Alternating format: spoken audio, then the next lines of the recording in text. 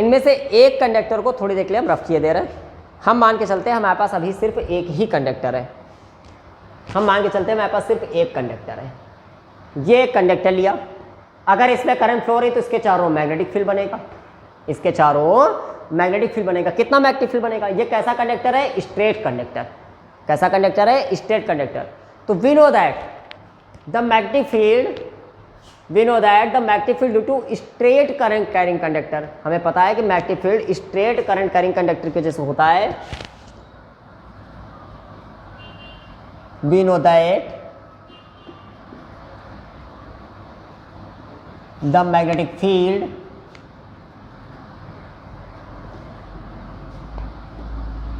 Due to straight current carrying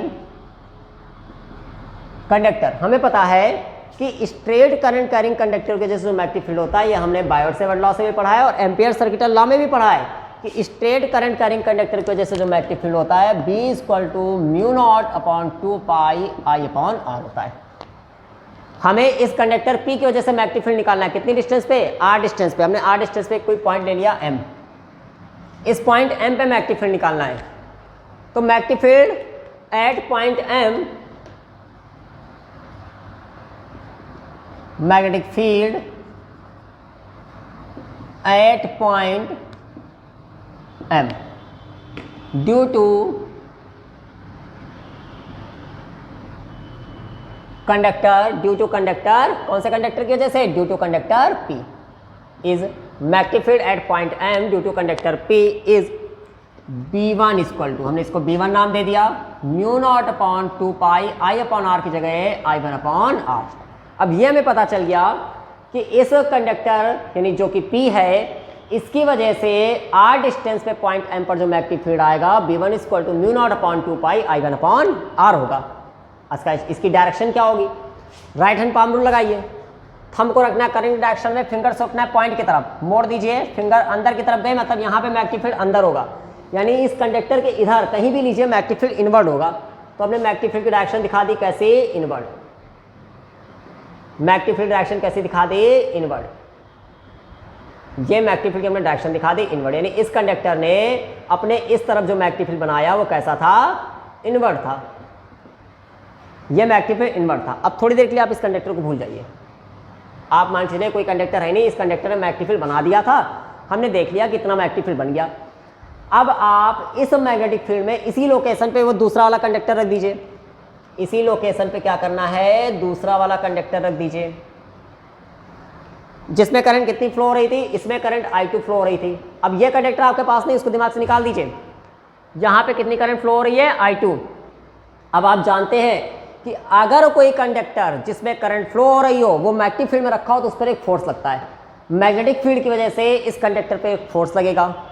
तो force on a conductor, force on a current carrying conductor in the magnetic field, force on a current carrying conductor, force on a current carrying conductor placed in magnetic field, placed in magnetic field, force on a current carrying conductor placed in magnetic field, यानी magnetic field में रखे हुए current carrying conductor पे जो force लगता है वो होता है F = I/BL sin θ। ऐसा हमने पढ़ रखा है कि अगर कोई कंडक्टर करंट कैरिंग कंडक्टर किसी मैग्नेटिक फील्ड में रखा हो तो उस पर फोर्स लगता है F = I/BL sin θ, यानी ये फोर्स का फॉर्मूला होता है। तो हमें तो इस कंडक्टर पे फोर्स चाहिए, यानी हेंस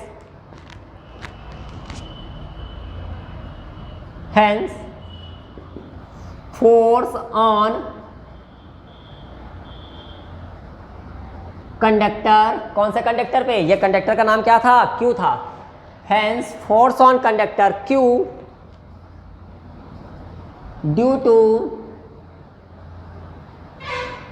मैग्नेटिक फील्ड, कौन सा मैग्नेटिक फील्ड है? Force on conductor Q due to magnetic field B, due to magnetic field B1। Magnetic field कितना है? B1। ये जो मैग्नेटिक फील्ड यहाँ बना उसको हमने क्या नाम दिया? B1 नाम दिया। Due to magnetic field B1 is F equal to I, कौन सी आई, I2, B की जगह B1 L sine theta. Theta कितना होगा, थीटा 90 होगा, क्योंकि थीटा किसके इसके बीच का एंगल होता है, थीटा B और L के बीच का एंगल होता है। L तो लेंथ है सीधी और B मैग्नीफाइड इनवर्ड है अंदर की तरफ, यानी बीच का एंगल 90 हो जाएगा। तो थीटा 90 हो जाएगा और साइन 90 की वैल्यू 1 होती है, साइन 90 की वैल्यू 1 होती है। तुम सीधा सीधा इसको हटा दे रहे हैं, तो यहाँ से फॉर्मूला आएगा F, L को अपॉन में ले आइए, F बाई L, I2 तो हमने ऐसे ही लिया, B1 की वैल्यू पुट करते हैं, mu naught upon 2 pi I1 upon R। इसको अगर हम सही से लिखें तो यहाँ से फॉर्मूला हमारा बनेगा F by L equal to mu naught upon 2 pi I1 I2 upon R। ये आ गया फोर्स का फॉर्मूला। देखिए L अपॉन में क्यों किया गया, क्योंकि हमें लेंथ पता नहीं है, हमें लेंथ नहीं पता है, तो अपॉन में करने से फॉर्मूला हो गया पर यूनिट लेंथ के लिए। फॉर्मूला किसके लिए हो गया, पर यूनिट लेंथ के लिए। अब इस फिगर को हम रफ किए दे रहे हैं, फिर से वही नॉर्मल फिगर बनाए दे रहे हैं। जो पहले था ये पहला कंडक्टर, ये दूसरा कंडक्टर, नाम इनके क्या थे, पहले कंडक्टर का नाम P था, दूसरे का Q था, बीच की डिस्टेंस R थी, पहले पे करंट जो फ्लो हो रही थी वो I1 थी, दूसरे पे जो करंट फ्लो हो रही थी वो I2 थी। तो ये फोर्स लगा कंडक्टर P की वजह से Q पर। अभी तो हम जो निकाल लें, P ने मैग्नेटिक फील्ड बनाया और इसने Q पे फोर्स लगाया। सिमिलरली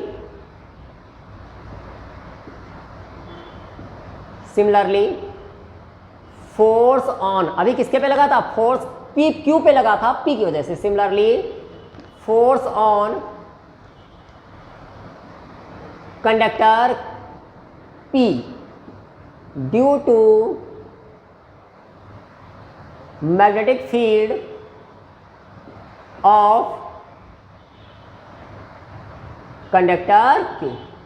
कंडक्टर P पे फोर्स कंडक्टर Q की मैग्नेटिक फील्ड की वजह से यही होगा, सेम यही होगा, F by L mu naught upon 2 pi I1 I2 upon R। अच्छा क्यों सेम यही होगा, सेम इसलिए होगा क्योंकि अब ये अपना मैग्नेटिक फील्ड बनाएगा। कितना मैग्नेटिक फील्ड बनाएगा, मैग्नेटिक फील्ड बनाएगा तो हम साइड में लिख रहे हैं B2, कितना होगा, म्यू नॉट अपॉन 2 पाई I2 अपॉन R। ये मैग्नेटिक फील्ड बनाया है इसने, और ये वाला कंडक्टर मैग्नेटिक फील्ड में रखा है, तो इससे फोर्स लगेगा F इक्वल टू IBL। कौन सा I की जगह I1, B की जगह B2। I1 तो ऐसे रखेंगे, B2 की वैल्यू जब ये पुट करेंगे, B2 की वैल्यू ये वाली जब पुट करेंगे, सेम आंसर ये आ जाएगा। यानी similarly force on conductor P due to magnetic field of conductor Q।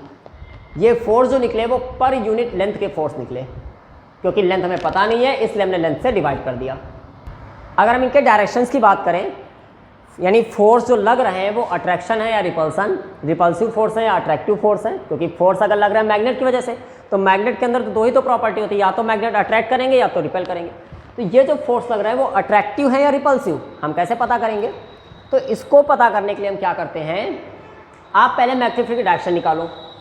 देखिए समझिए, पहले कंडक्टर ने दूसरे कंडक्टर पे फोर्स लगाया, उसको हमने नाम दिया F1, पहले ने दूसरे पे लगाया। उसी तरह से दूसरे ने पहले पे लगाया, उसको हमने नाम दिया F2। जब पहला कंडक्टर दूसरे पे फोर्स लगा रहा होगा तो पहले तो ये पहला कंडक्टर दूसरे फोर्स क्यों लगा रहा है, क्योंकि इसने मैग्नेटिक फील्ड बनाया, तो पहला कंडक्टर दूसरे पे फोर्स लगाएगा मैग्नेटिक फील्ड की वजह से। तो पहले आप पहले कंडक्टर की वजह से यहाँ मैग्नेटिक फील्ड कितना बना, right hand palm rule, thumb को करेंट डायरेक्शन में, फिंगर्स को पॉइंट की तरफ इनवर्ड, यानी इसका जो मैग्नेटिक फील्ड यानी पहले वाले कंडक्टर का दूसरे वाले कंडक्टर पे जो मैग्नेटिक फील्ड बनेगा वो इनवर्ड होगा। उसी तरह से दूसरे वाले कंडक्टर ने पहले पे जो मैग्नेटिक फील्ड बनाया, right hand palm rule, thumb को करेंट डायरेक्शन में, फिंगर्स को पॉइंट की तरफ आउटवर्ड, यानी यहाँ पे मैग्नेटिक फील्ड आउटवर्ड आया। चलिए अब पहले वाले कंडक्टर पे यानी पहले वाले फोर्स F1 की बात करें यहाँ पे, तो फोर्स की डायरेक्शन कैसे निकालते हैं, Fleming left hand rule. Fleming left hand rule में क्या करते हैं, thumb, index finger, middle finger, formula किसका यूज करते हैं, FBI, हमने आपको बताया है FBI, जैसे SBI बैंक पढ़ते हैं SBI, वैसे FBI। इसकी हेल्प से अगर हम करें तो इसकी हेल्प से समझिएगा, यहाँ पे ये थंब फोर्स को दिखाएगा, index finger magnetic field B को, और ये जो मिडिल फिंगर होगी वो करंट I को रिप्रेजेंट करेगी। यहाँ पे देखिए मैग्नेटिक फील्ड कहाँ है, क्रॉस का मतलब इनवर्ड, मैग्नेटिक फील्ड इनवर्ड है, करंट कहाँ जा रही, ऊपर जा रही, मिडिल फिंगर को ऊपर रख के फोर्स इधर लगा, यानी फोर्स इधर लगा, ये जो F1 फोर्स है ये इधर लग रहा है। यहाँ पे बात करें हम, यहाँ पे कैसा होगा, तो मैग्नेटिक फील्ड बाहर की तरफ है और मैग्नेटिक फील्ड बाहर की तरफ है, करंट ऊपर जा रही है। अब इसका फोर्स अगर हम चेक करें तो इसमें राइट हैंड पाम रूल लगाइए, देखिए करंट ऊपर गई, मैग्नेटिक फील्ड देखिए बाहर आया, तो फोर्स थंब हमारा इधर आया, थंब इधर आया, यानी फोर्स इधर लगा F2। अब देखिए ये फोर्स क्या कर रहे हैं, एक ही तरफ, यानी F1 वाला फोर्स इस वाले वायर को इधर खींच रहा है, F2 वाला फोर्स इस वाले वायर को इधर खींच रहा है, यानी दोनों वायर एक दूसरे की तरफ आए, एक दूसरे की तरफ आए मतलब अट्रैक्ट किए। इसका मतलब अगर करंट एक ही डायरेक्शन में हो तो फोर्स अट्रैक्टिव होता है, लेकिन अगर करंट अपोजिट डायरेक्शन में हो तो फोर्स कैसा होता है, फोर्स रिपल्सिव होता है।